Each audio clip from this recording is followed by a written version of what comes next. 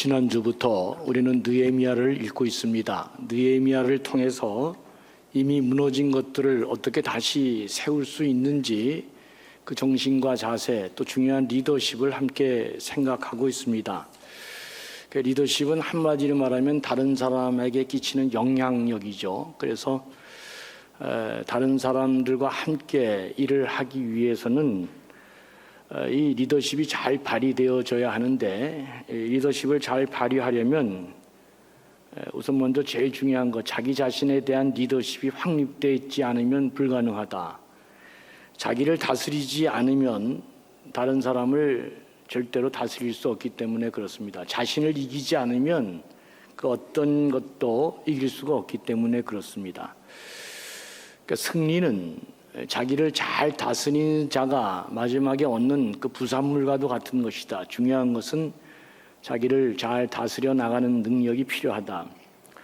그런 점에서 느헤미야는 참으로 탁월한 사람임을 부인할 수 없습니다. 그는 세상에 실현되기 어려운 일을 현실로 만드는 아주 능력 있는 사람이었기 때문에 그렇습니다. 독학의 권유라는 책이 있습니다. 일전에 이 책을 읽으면서 작가인 이중재라고 하는 분이 참 특이하고 놀랍다 이런 생각을 제가 하게 됐는데, 그는 20살이 넘도록 영어 알파벳도 제대로 모르면서 자기가 자랐던 축구 선수였습니다. 대학에 들어간 것도 무슨 시험을 봐서 들어간 게 아니고 특차로, 그러니까 이제 특기생으로 들어갔죠. 그가 대학에 들어가서 인생 처음으로 굿모닝이라고 쓰여지는 영어 단어를 처음 봤다고 그럽니다. 이런 일도 있었다고 그럽니다. 눈앞에 있는 이 파라다이스라는 간판을 읽지 못해서 그 약속 장소에 제대로 들어가지 못하고 헤맸던 일이 있었다. 그러니까 만일 그 간판이 한국말로 파라다이스라고 썼으면 이 장소가 맞구나 하고 들어갔을 텐데, 파라다이스가 영어로 써 있으니까 이 사람이 그 파라다이스가 그 파라다이스인지 모르고 들어가지 못하고 헤매다가 약속 시간에 못 들어갔다, 이런 경험도 썼습니다. 그러니까 이 사람은 평생 축구밖에는 생각해 본 일이 없는 사람입니다. 자기 스스로도 책상에 5분 정도만 앉아 보면은 내가 왜 여기 앉아 있는지 자기가 이상할 정도로 그렇게 생각했던 사람입니다. 평생을 축구하면서 그걸로 내가 먹고 살아야 되겠다, 그렇게 평생 축구를 좋아하고 즐거움 속에 살았는데, 그런데 어느 날 이 사람이 큰 사고를 당해서 이제 다시는 축구할 수 없는 인생이 된 것입니다. 자나깨나 축구 외에는 다른 생각을 해본 적도 없고 해본 일도 없는 사람이 이제 축구를 못하게 됐으니까 이게 얼마나 기가 막힌 일이 발생한 것입니까? 내가 무엇을 해서 어떻게 살아야 될지 전혀 개념이 안 잡히는 이 사람이 어느 날 우연히 서점에서 공인중개사 시험에 관한 책을 보게 되었다는 것입니다. 공인중개사 시험에 관한 책을 딱 보는 순간 이거 내가 한번 해면 할 수 있지 않을까? 이런 생각이 들어서, 그래서 시험에 도전해서 놀랍게도 4개월 만에 이 사람이 합격했다는 것입니다. 이분은 태어나서 처음 이 합격이라는 영광을 누려서 평생 이 합격한 것을, 공인중개사 시험에 합격한 것을 잊지 않았다고 그럽니다. 그런데 이 사건은 이분에게 큰 용기를 주어서 시험에 대한 이제 자신감을 얻었는데, 그 챕터 1장에 장황하게 써 있는데 다 정리하면 한마디로, 고시도 시험인데 내가 한번 여기에 도전해 봐야 되겠다, 이런 생각이 들어서 사법고시를 도전하게 됐다는 것입니다. 그리고 공부를 시작한 지 4년 6개월 만에 드디어 사법고시에 합격해서 이 사람이 이제 변호사가 되었습니다. 대단하죠? 정말 놀라운 일입니다. 도대체 엉덩이를 의자에 붙이는 것조차 훈련받지도 않은 사람이, 영어라는 단어 하나도 모르는 사람이 그 어려운 사법고시 시험에 합격했다. 진짜 굉장하잖아요. 서울에 서울대학교 근방 신림동에 가면 그 고시촌이 있습니다. 10년을 그렇게 틀어박혀서 공부해도 여러분, 이 사법고시에 합격하는 사람이 정말 많지 않습니다.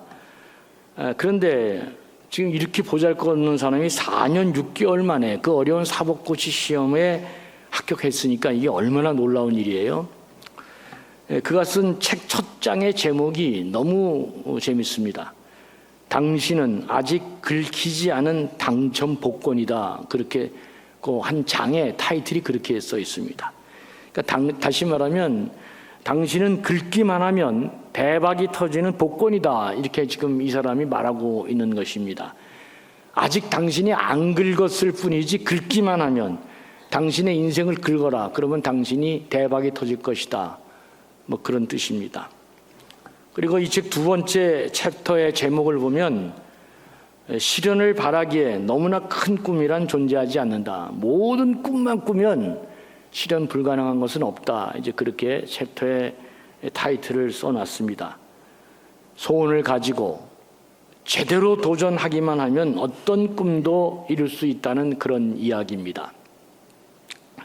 사랑하는 교우 여러분, 인생을 살면서 반드시 꿈꾸는 소원이 있어야 됩니다. 그 소원이 나를 꿈을 이루게 하고 나를 제어하고 내가 향방 없이 허공에 치던 내 인생을 막 살도록 놔두지 않게 하는 것입니다. 소원이 있는 게 대단히 중요합니다. 예루살렘이 불타고 그곳에 남아있는 사람들이 환난 당하고 이 어려운 동족의 소식을 들었을 때 느헤미야 마음에는 소원이 일어났습니다. 불타는 소원이 그 가슴에 그냥 생겨났죠. 예루살렘을 내가 재건하고 무너진 공동체를 다시 일으켜 세우겠다. 무너진 것을 다시 세우는 거 정말 힘든 일이라고 거듭 말씀드렸습니다. 그러나 하나님, 이것이 내 수고를 통해서 될 수만 있다면 나는 이 일에 헌신하고 싶습니다. 이 일에 매진하고 싶습니다. 이게 느헤미야의 소원이었습니다. 물론 현실은 절대로 만만치 않죠. 소원을 가졌다고 다 되지는 않습니다. 현실이 얼마나 어렵습니까? 느헤미야도 마찬가지입니다. 지금 페르시아에서 술 맡은 관원장으로 있습니다. 왕의 최측근으로 왕의 안전에 관한 일을 지켜야 되기 때문에 그는 한시라도 왕의 곁을 떠날 수 없는 사람입니다. 그렇기에 어떻게 그가 왕의 허락을 받아서 예루살렘에 가서 성을 재건할 수 있겠습니까? 뭐 얘기가 안 되는 얘기잖아요. 그리고 필요한 자재들을 어떻게 예루살렘에 조달할 것인가? 이건 뭐 더더욱 어려운 일이고, 그리고 예루살렘 주변에 있는 나라들이 페르시아에서 총독이 와서 나라를 재건했다. 이걸 좋아할 나라가 하나도 없습니다. 더군다나 예루살렘에 있는 사람들이 이 일에 같이 함께하여 동원되어져서 한마음으로 성을 쌓고 무너진 공동체를 다시 세우는 일은 보통 힘든 게 아니잖아요. 예루살렘에 남아있는 사람들은 이미 이 일의 실패를 경험한 사람이기 때문에 느헤미야가 이걸 하자 이렇게 해도 그거 안 돼. 그래서 여러분, 무너진 것을 다시 세우는 게 너무나 어렵습니다. 제가 교회를 여러 군데 했지만 다 가도 마찬가지입니다. 무슨 일을 하면 여러분 90%의 에너지가 그 내부에 있는 사람들의 마음을 바꾸는데 다 소진합니다. 목사님 그거 안 됩니다. 움직이질 않습니다. 왜? 다 해봤더니 안 되는 것이죠. 그런데 그건 그 사람 생각이지. 하는 것도 방법도 다르고 그 일도 다른데, 근데 대부분이 안 된다 그러니까, 그래서 여러분 어떤 일을 새롭게 시작하는 일에 에너지의 90%가 무슨 밖에 어떤 다른 외적에 의해서 힘든 게 아니고 내부에 있는 사람들의 경험 때문에 이게 너무나 어려운 것입니다. 그런데 그럼에도 불구하고 느헤미야는 이 수많은 어려움을 극복하고 마침내 예루살렘을 재건하고 그 공동체를 다시 일으켜 세우는 일에 성공한 사람입니다.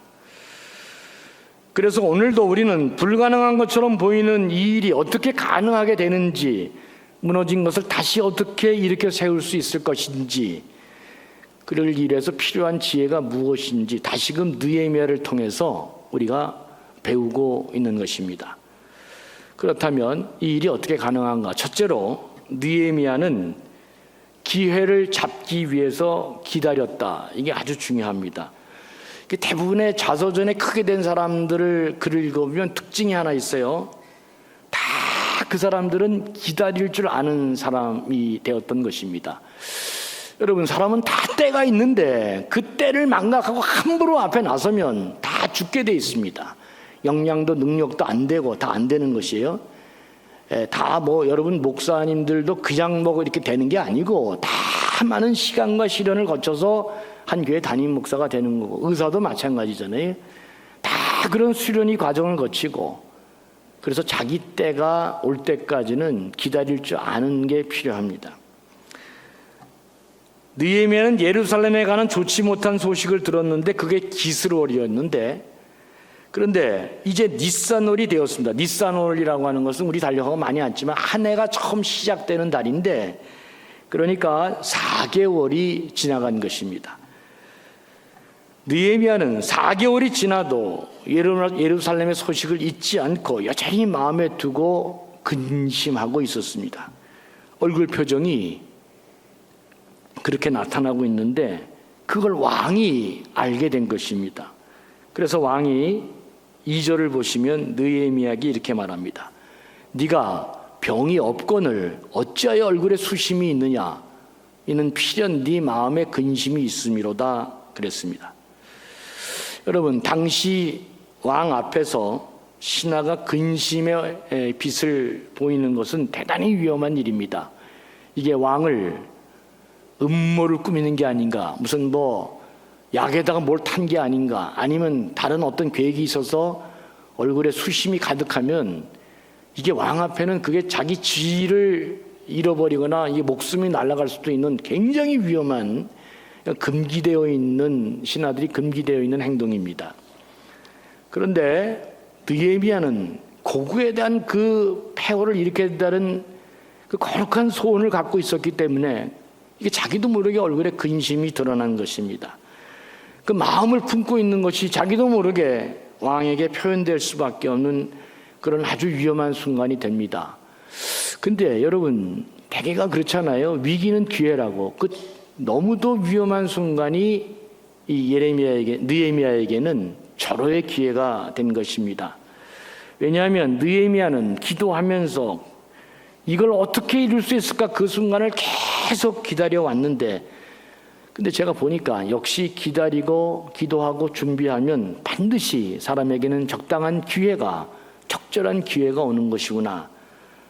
그러니까 생각하면서 소원을 갖고 살고 있으면 반드시 자기에게 적당한 기회가 오는 것입니다.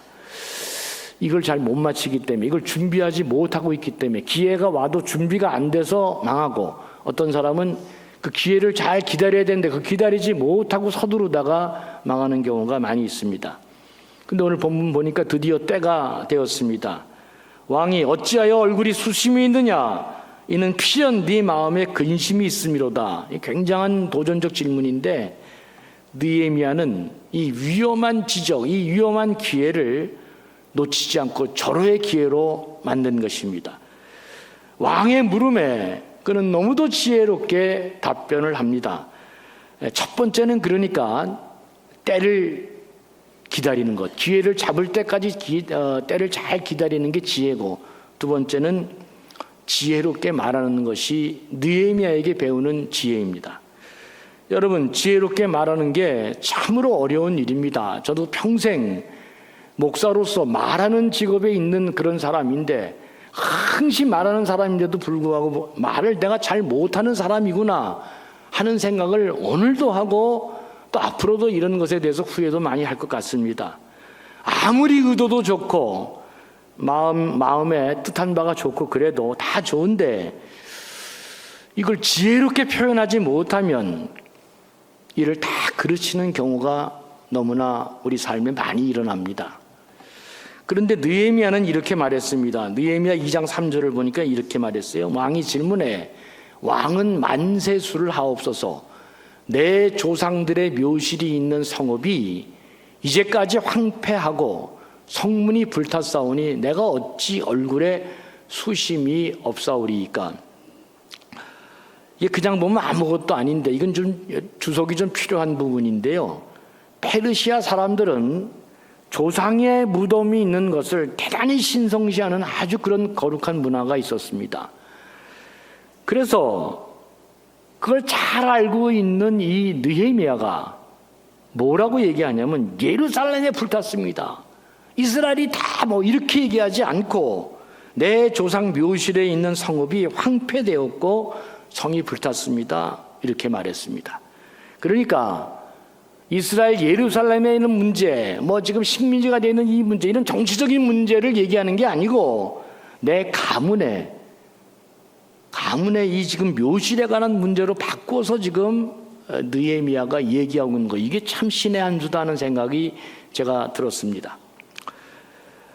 그러니까 여러분, 일이 되게 하려면 듣는 사람 입장에서 말해야 한다. 이거 참 중요한 생각입니다. 우리 다 이게 어렵잖아요.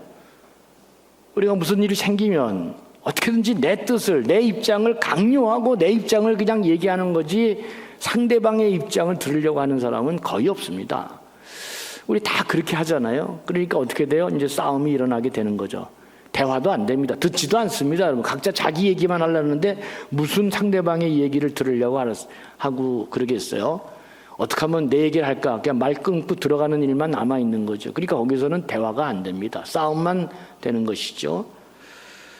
느헤미야에게 우리가 꼭 그거를 배워야 됩니다.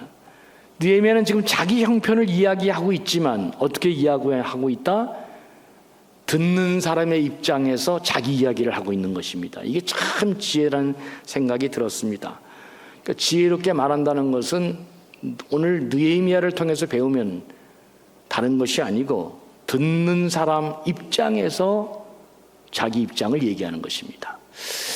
옛날에는 목사님들도 하나님 말씀을 갖고 그냥 막 설교할 때가 있었습니다.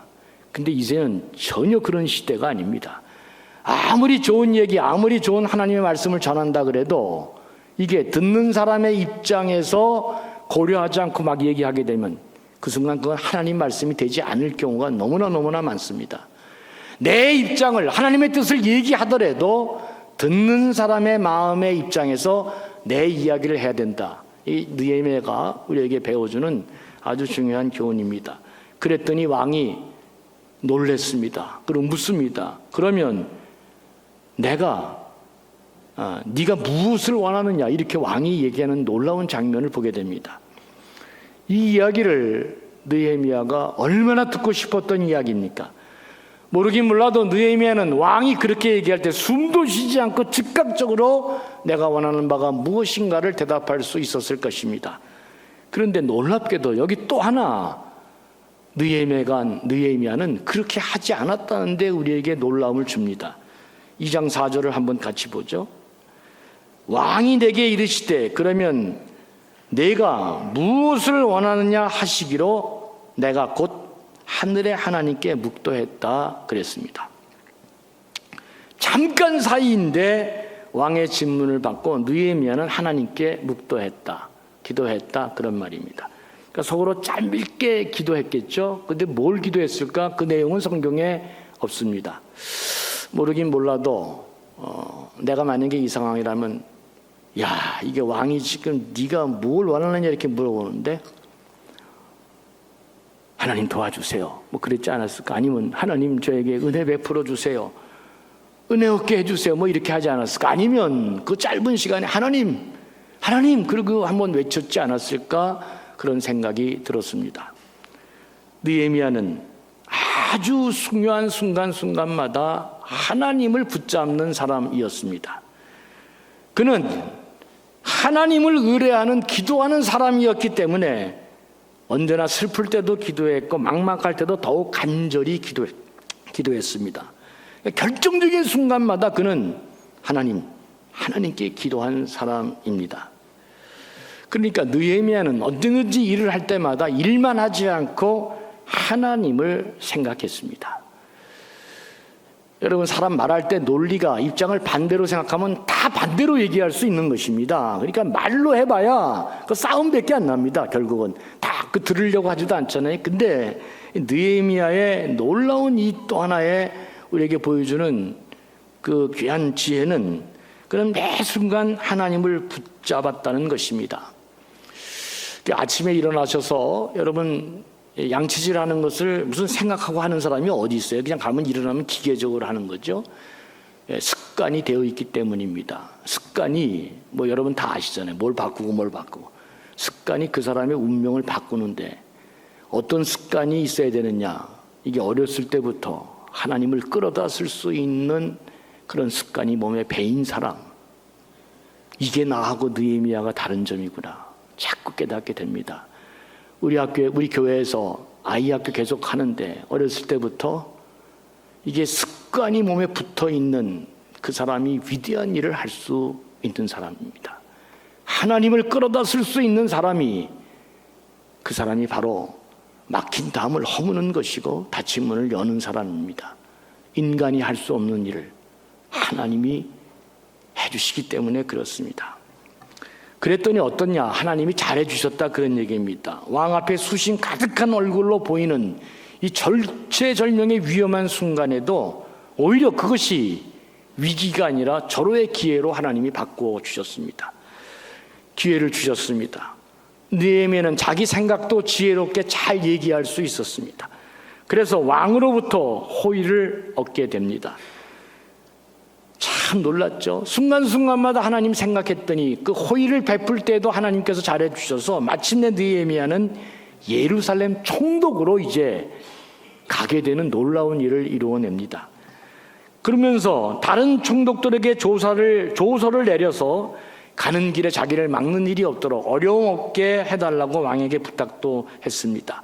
성을 고치고 집을 짓는데 필요한 모든 그 제목들, 목재들 왕이 다 제공해 주겠다고 그런 놀라운 허락도 받았습니다. 그리고 마침내 왕은 군대 장관과 마병도 붙여주면서 일을 잘 끝내고 돌아올 수 있도록 어마무시한 이 은혜를 느헤미야에게 베풀어 주신 것입니다. 이 모든 일에 대해서 느헤미야가 뭐라고 고백하느냐? 이 8절 하반절이 진짜 압권입니다. 다 일이 이루고 난 다음에 느헤미야는 내 하나님의 선한 손이 나를 도우심으로 왕이 허락하는 놀라운 일이 이루어졌다 그렇게 고백합니다.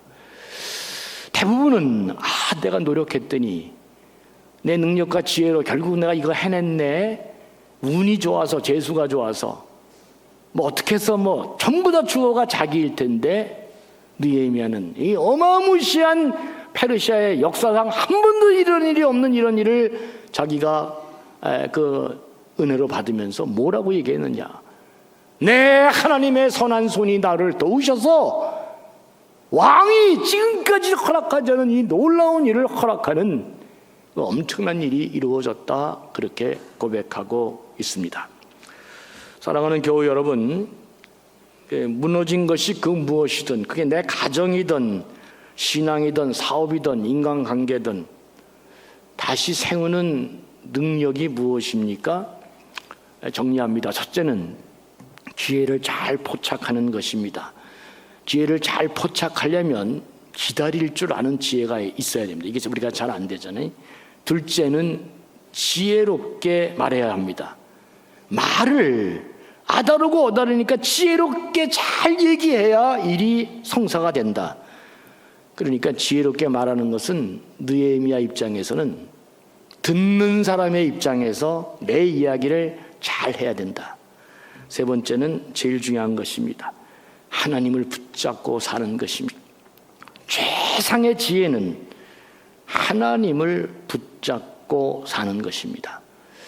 그래야 하나님이 닫힌 문을 열어주십니다. 이게 안 되면 아무리 똑똑해도 가는 곳마다 계속해서 분쟁만 일으키고 사고만 치고 마지막에는 사람들이 그 사람을 다 떠나게 돼 있습니다. 왜? 이게 안 되기 때문에 그렇습니다. 마지막 하나 더 있습니다. 오늘 본문 11절에 이렇게 말씀하고 있습니다. 내가 예루살렘에 이르러 머문 지 사흘 만에 그랬습니다. 느헤미야는 마침내 꿈에 그리던 예루살렘에 도착했습니다. 얼마나 가슴이 뛰겠어요. 그는 계획도 다 갖고 있습니다. 무슨 일을 어떻게 해야 할지 열정도 다 갖고 있었습니다. 하고 싶은 일이 너무도 많았습니다. 그럼에도 불구하고 도착하자마자 일에 뛰어들지 않았다. 사흘을 쉬었다 그랬습니다.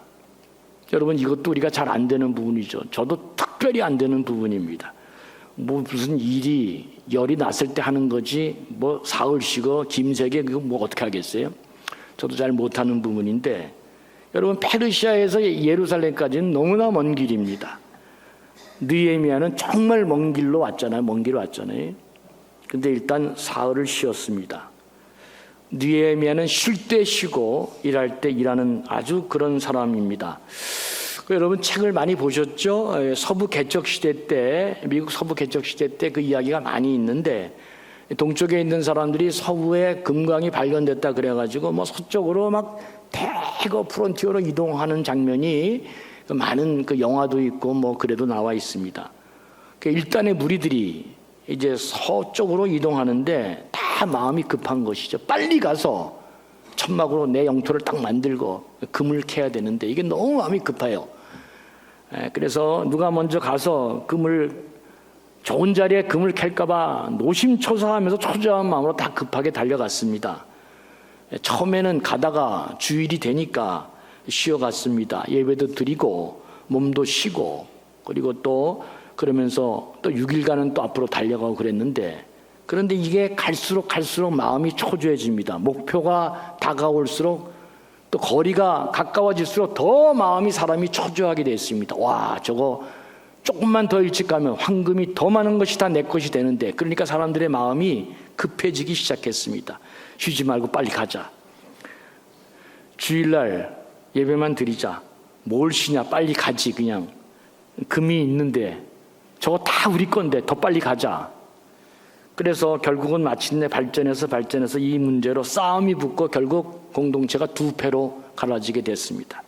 한 부류 사람들은 주일날 예배 드리고 쉬면서 그러고 가자. 또 한 부류는 내쳐 그냥 빨리 가자. 다 황금이 우리 것인데. 여러분, 누가 먼저 도착했습니까? 예배 드리고 쉬고 간 사람이 먼저 도착하지 않았으면 내가 이 설교 하겠어요, 여러분?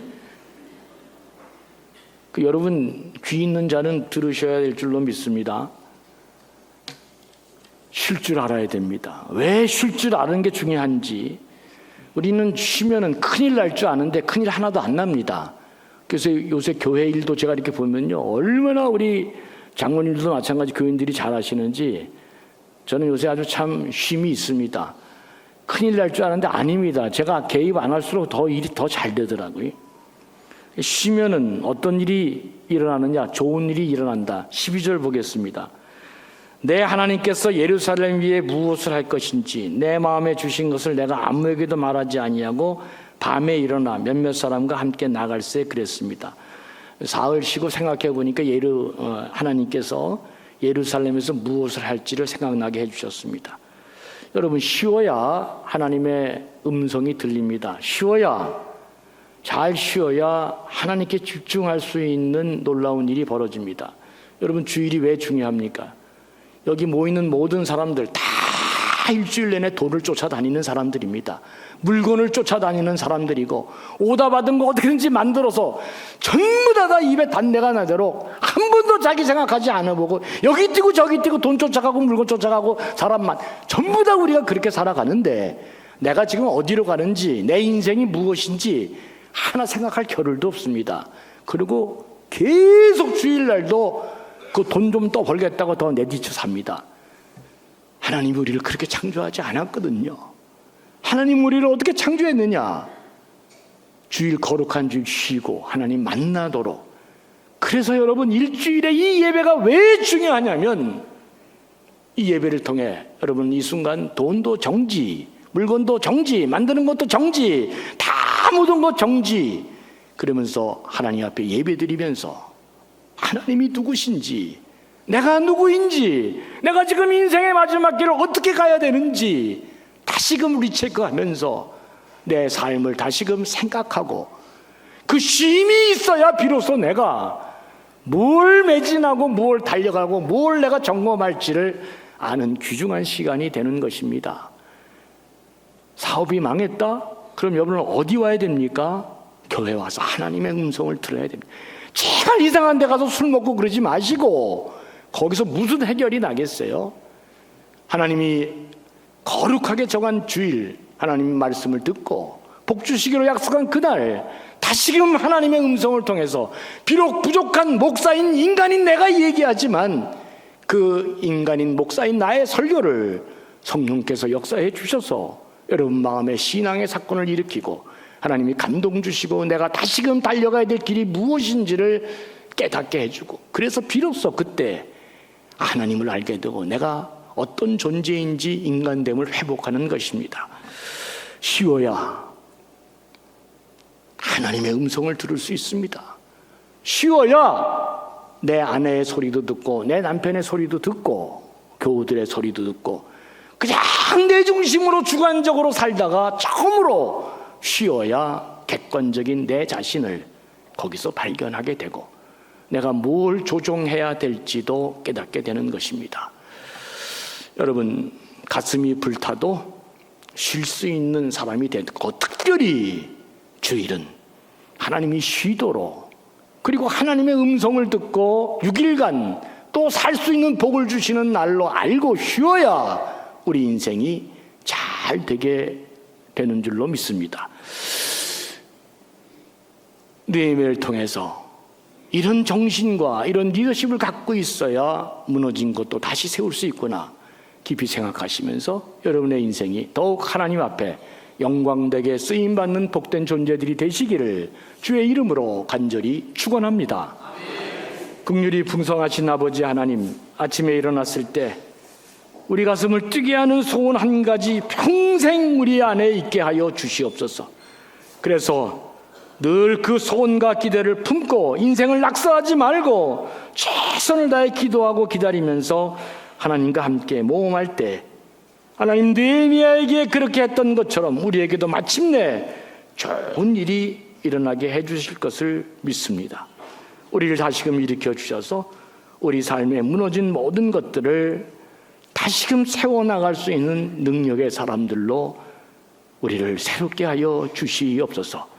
가물어 메마른 땅에 단비가 내리듯 하나님이여 부디 우리 사랑하는 모든 감전의 백성들 그의 삶의 구석구석에 말 한마디 생각하고 판단하고 앞으로 나아갈 때 하나님의 은혜가 필요한 사람들이 너무나 많이 있습니다. 기억하시고 주여 긍휼히 여겨주셔서 무너진 모든 것들을 다시금 세워나갈 수 있는 참된 느헤미야와 같은 그런 모든 지혜자들 되게 해 주시옵소서. 감사하며 예수님의 이름으로 간절히 축복하며 기도합니다. 아멘.